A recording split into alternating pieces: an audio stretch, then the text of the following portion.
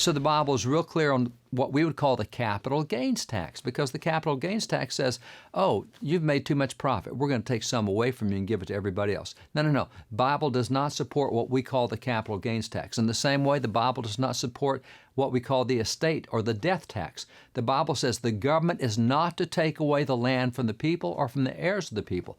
And so with an estate tax, because I have the audacity to die, the government says, well, we get to keep 55% of what you made and you can't pass it on to your kids. Well, Proverbs 13:22 says, a wise man leaves an inheritance to his children's children. I'm supposed to be able to pass down what I own for at least 2 generations. But now the government comes in and says, no, you died, so we'll keep 55% of it. And then when my kids die, we'll keep 55% of that. So all I can do is pass down 27% to my children's children. That's not what God intends. It's not what He wants.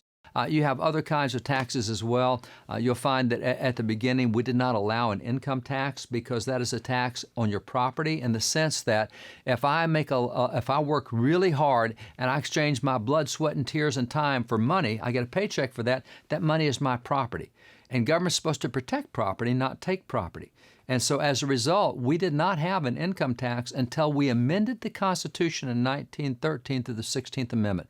The way the Constitution was set up, you don't take property from people, including their income. And so 95% of the way that the government made money back in those days was it had foreign tariffs and import fees and others. Now, if you'll recall, when Jesus was talking to Peter about taxes, He said, Peter, who pays the taxes? Is it the sons or is it the foreigners? And Peter said, it's the foreigners, of course.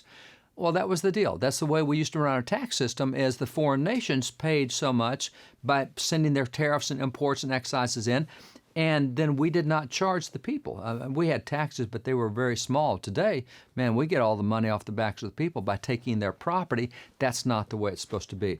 So there's a lot of other economic principles as well in the Bible. The Bible also talks about minimum wage. As a matter of fact, in Matthew 20, verse 15, Jesus has a statement, it's not my money, mine to do with as I please.